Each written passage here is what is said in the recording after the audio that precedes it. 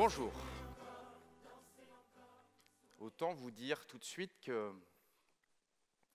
cet instant est sacrément particulier.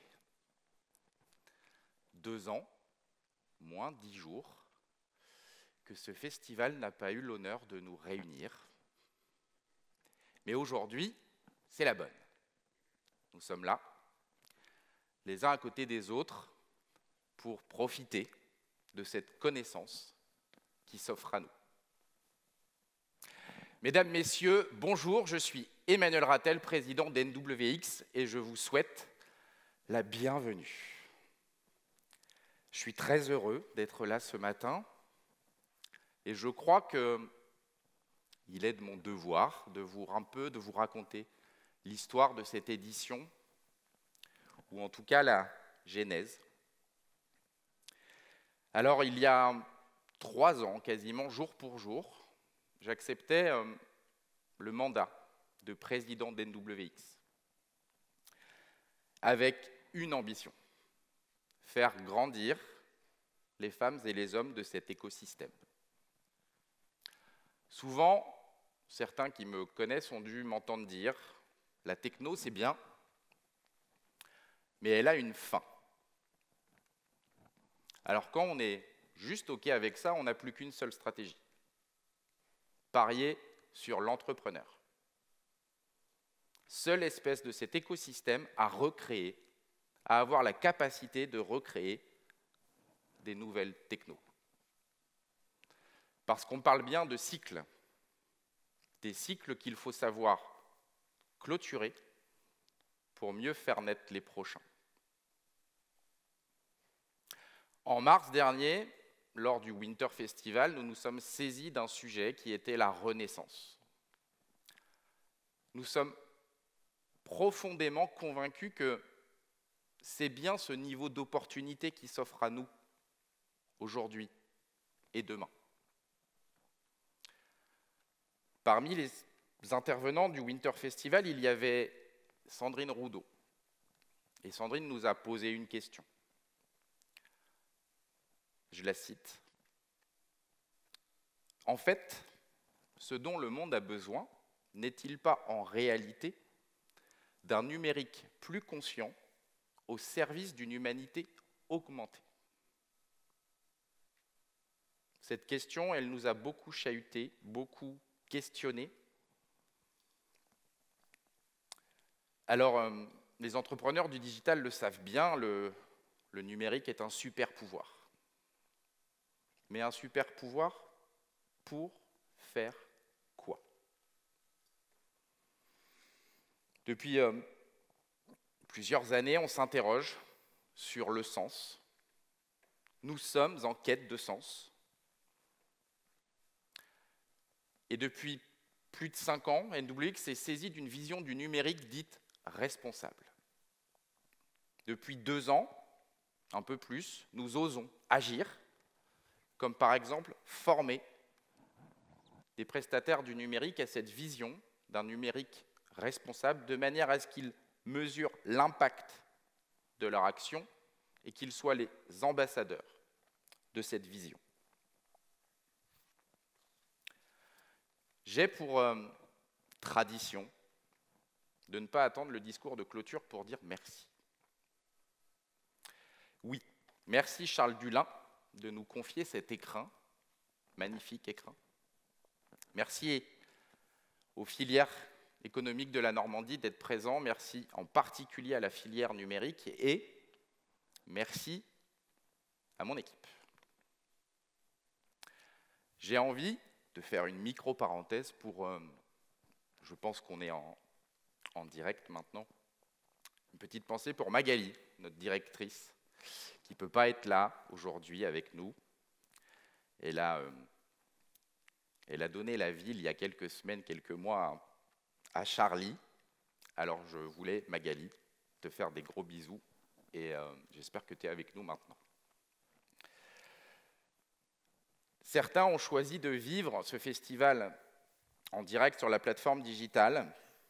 Vous avez la chance d'être là pour vivre une expérience, j'espère, enrichissante. Et puis, je voudrais faire un clin d'œil à des partenaires qui ont accepté l'invitation qu'on leur a donnée, qui était de relayer sur leur lieu l'ensemble de ces conférences. Je pense à Valérie et Audrey, à Ness, à Arques-la-Bataille, près de Dieppe. Je pense à Rodolphe, à la filature de Louviers. Je pense à JB, à la Cité numérique du Havre. Et puis à nos amis de Cossen-Aglo. Cette journée, on l'a pensée pour vous inspirer, avec des intervenants au point de vue fort, souvent percutants, parfois clivants. Alors, je m'en remets à votre esprit critique et à votre libre arbitre pour vous saisir de toute cette connaissance, tout ce sujet, pour peut-être hausser le niveau de conscience sur ce que l'on est en train de faire. Cette journée, j'ai envie de la placer sous le signe du plaisir. Le plaisir d'être ensemble, le plaisir de se retrouver, d'échanger. Et puis je vous souhaite de la vivre au présent, avec vos tripes. Il est probable que dans la journée, ça vibre, que vous ayez quelques émotions.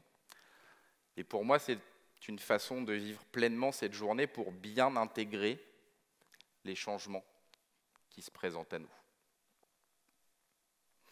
Alors, c'est avec beaucoup de plaisir que je vais céder la lumière à un ange plein de talent, au talent même infini, une philosophe pragmatique qui joue avec les mots. Je crois que c'est aussi ça son petit grain de folie. Je vous ai promis du plaisir, je vous ai promis de l'émotion. Mesdames et messieurs, je vous invite à écouter Laura Lange.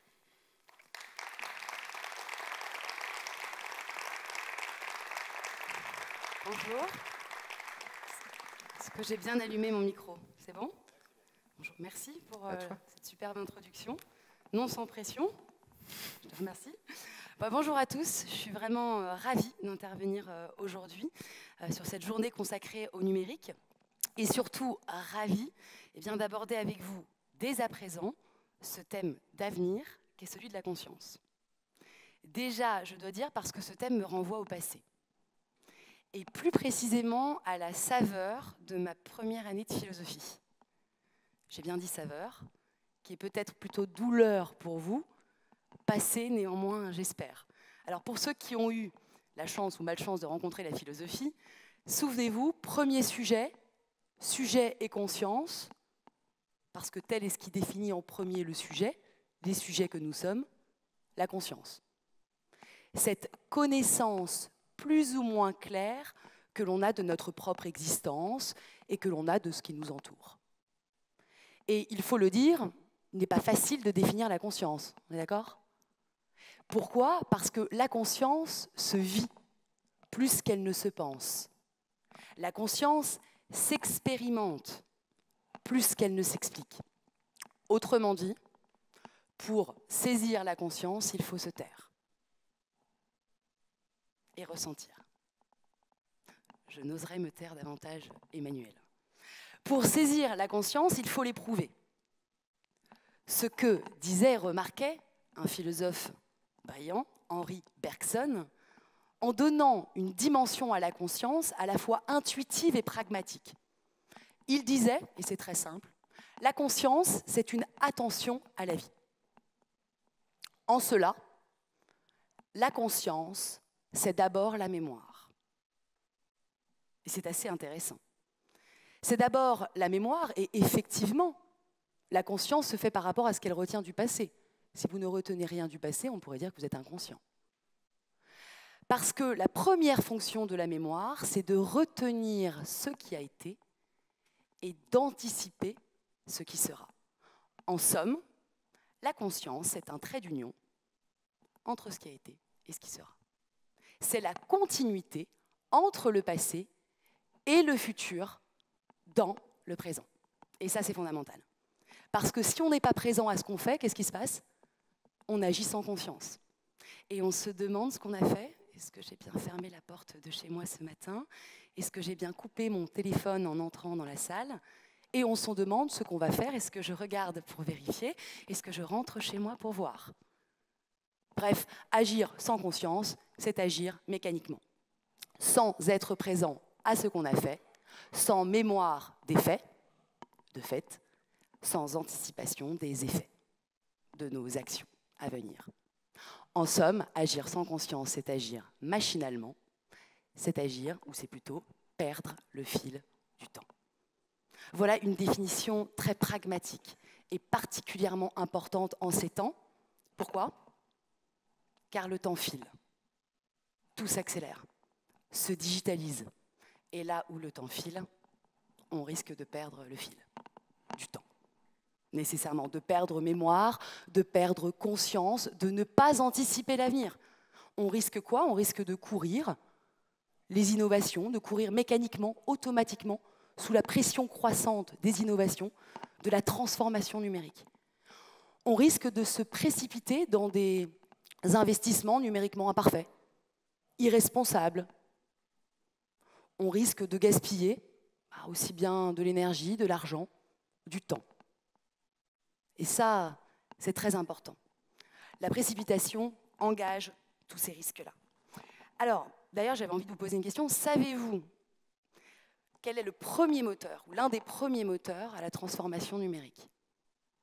Vous avez 4 heures. 4 secondes. L'un des premiers moteurs. C'est assez intéressant à retenir. L'un des premiers moteurs, c'est la crainte de ce que vont faire les autres.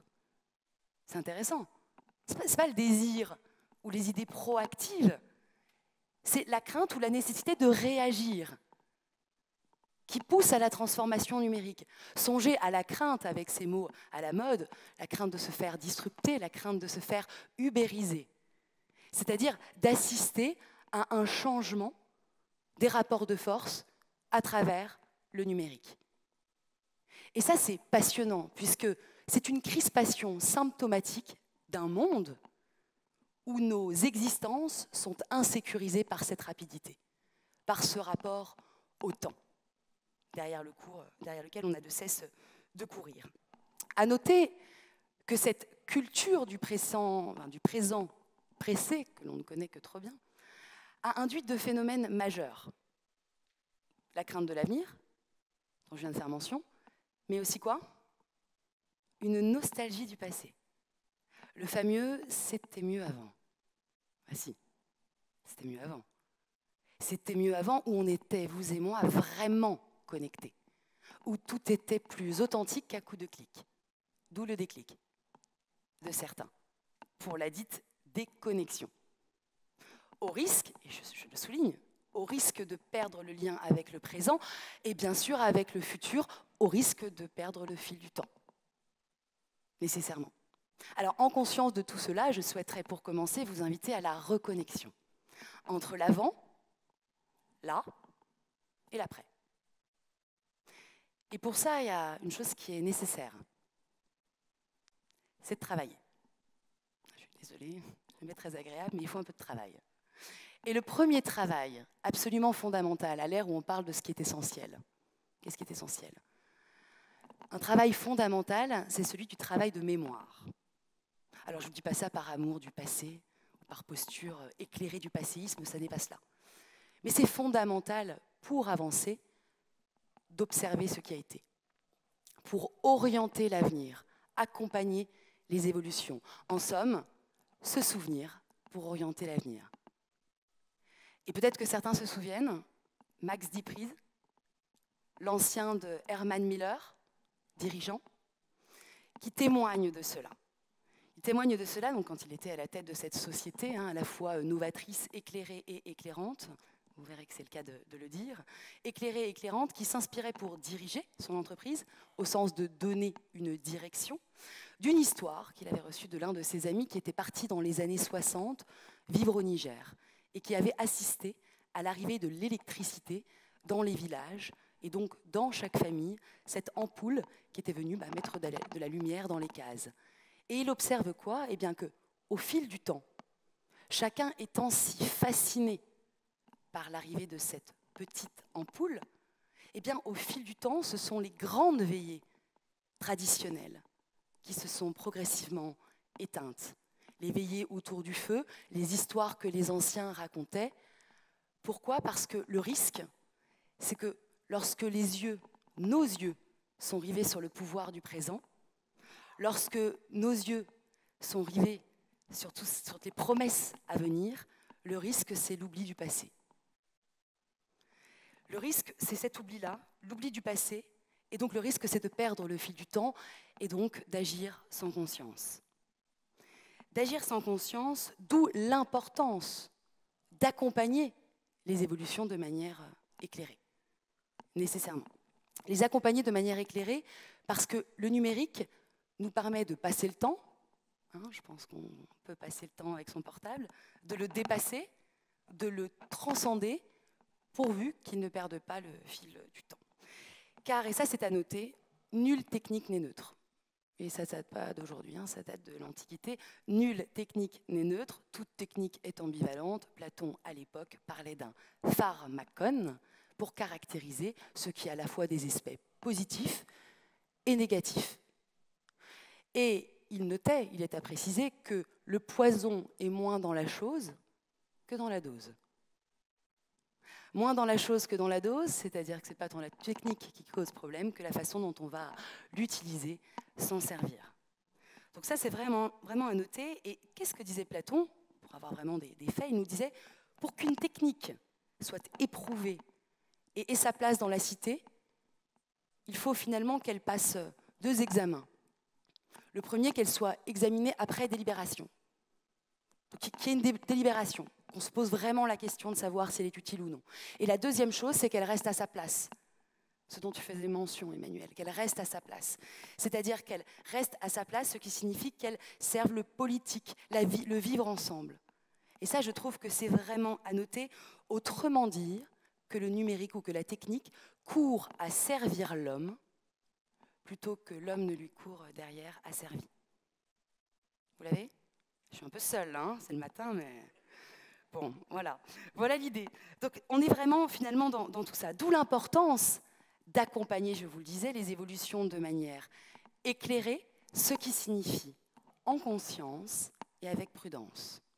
Alors, le mot prudence à l'ère de l'urgence, ça peut paraître provocateur, mais il est absolument savoureux. C'était la vertu première chère à Aristote. Et c'est quoi la prudence ? La prudence, c'est cette disposition qui va vous permettre, avec rationalité, d'orienter l'action.